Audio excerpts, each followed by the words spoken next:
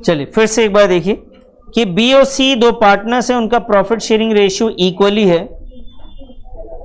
बेटा देखो, सी ने रेगुलरली 5,000 रुपये पर मंथ विड्रॉ किए और ये जो विड्रॉवल है वो हर महीने की स्टार्टिंग में किया in the beginning of every month. ठीक है सर, फॉर 6 मंथ, हर महीने निकाले, लेकिन कितने दिन के लिए? 6 महीने के लिए। ऐसा कब तक चलता रहा? 6 महीने तक चलता रहा और इसका एंड हो गया सितंबर में। अब ये कहते हैं कि calculate interest on drawing for 12% per annum. आपको इंटरेस्ट ऑन ड्राइंग निकालना है फॉर द ईयर, पूरे साल के लिए निकालना है। और ये ईयर कब एंड होगा? 31 मार्च 2023 में। दोनों में डिफरेंस क्या है? पहला क्या डिफरेंस? मैंने आपसे बोला कि अगर क्वेश्चन ये था, ये क्वेश्चन बिल्कुल सेम है। यहां पे 4,000 निकाले गए थे, यहां पे एंड ऑफ एवरी मंथ था, लेकिन ऐसा कब तक चलता रहा? ये भी सितंबर तक चलता रहा, 6 महीने तक, और इंटरेस्ट निकाला गया 6 महीने के बाद। मैं इसको आपको समझाता हूं। इस टाइप के क्वेश्चन आएंगे तो कैसे डिस्कस करेंगे आप, कैसे सॉल्व करेंगे? देखिए कि भाई एक बंदे ने अप्रैल में बिजनेस से पैसे निकाले, फिर कब निकाले सर?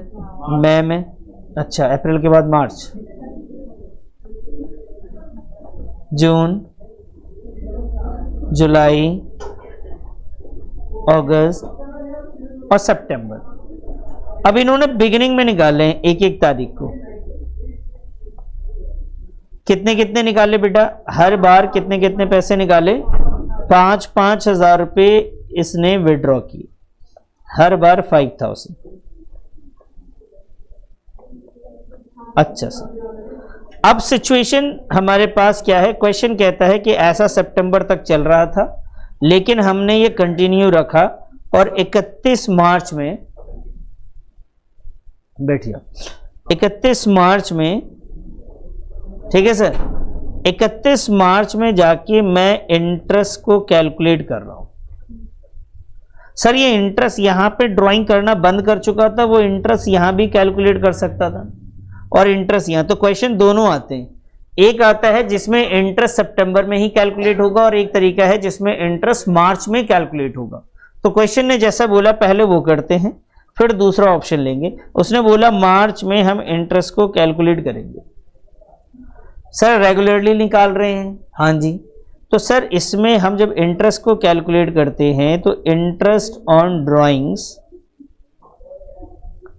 के लिए हमें टोटल अमाउंट चाहिए होता है। सर वो टोटल अमाउंट कितना है बेटा? 5,000 रुपये हर बार निकाले गए। ऐसे करके सबको अगर ऐड कर दोगे तो कितना हो जाएगा सर? 6 से मल्टीप्लाई करना पड़ेगा, 30,000। रेट ऑफ इंटरेस्ट कितना परसेंट है? 12% है, तो हमने ये 12% लगा दिया जी। उसके बाद अपॉन में 12 लिखा, ऊपर क्या लिखा जी हमने? पहले एवरेज लिखते हैं। क्या लिखते हैं? Average period. अब सर ये एवरेज पीरियड आपको पहले निकालना मैं सिखाता हूं। सर एवरेज पीरियड तो हमें आता है बेटा, इसमें थोड़ा अलग तरीका है। एवरेज पीरियड अगर आप निकालेंगे तो हमें चाहिए होता है months left after first drawing. पहले क्या चाहिए बेटा आपको? मंथ्स लेफ्ट आफ्टर, और उसके बाद मंथ्स लेफ्ट आफ्टर। तो बेटा पहली बार उसने कब निकाला ये बताओ? 1 अप्रैल।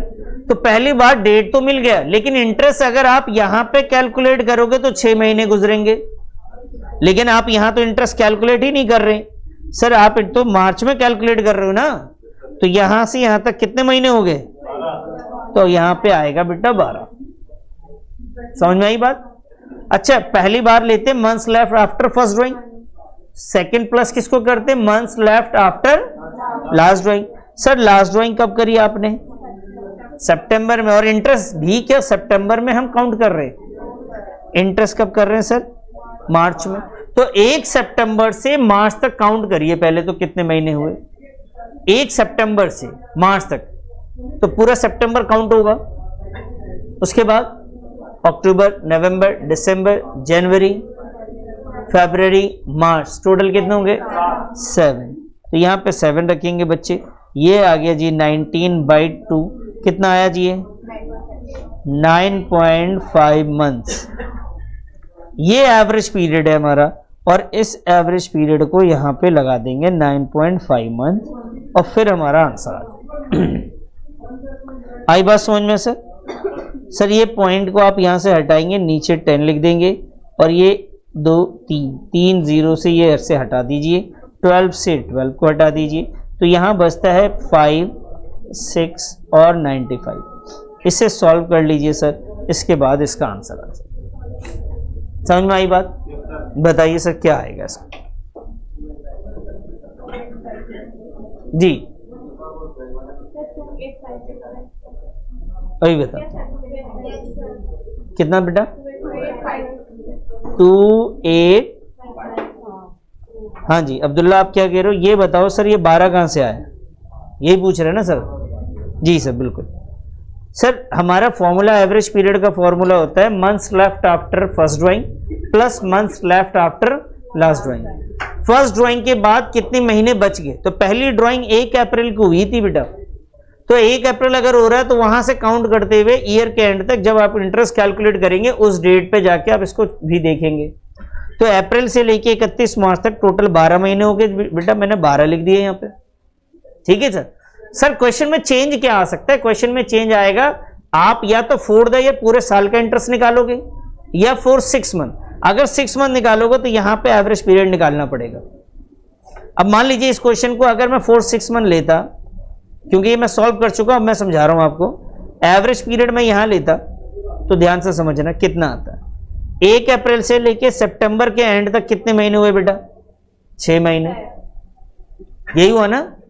और सितंबर में निकाला है, सितंबर में ही एंड है, क्योंकि 1 सितंबर को निकाला और सितंबर के एंड में है, तो 1 महीने का वहां पे भी हो गया, डिवाइडेड बाय 2, तो ये आता बेटा 3.5 आता।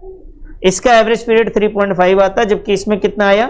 9.5। और ये कैसे, सिर्फ किस बात की वजह से आया वो मैं आपको बार बार बता रहा हूं, ध्यान देना। ये आया बेटा, यहां जो लिखा हुआ है ना, फॉर द ईयर एंडेड 31 मार्च, ये जो इंटरेस्ट आप कैलकुलेट कर रहे हैं 31 मार्च में कर रहे हैं, और यही क्वेश्चन अगर ऐसे रहता कि calculate the interest on drawing for the period of 6 month, तो इसका तरीका वो 6 महीने वाला हो जाता। आई बात समझ में? क्लियर है? नोट करा आपने या करेंगे? करना है तो कर लीजिए बेटा, फटाफट कीजिए।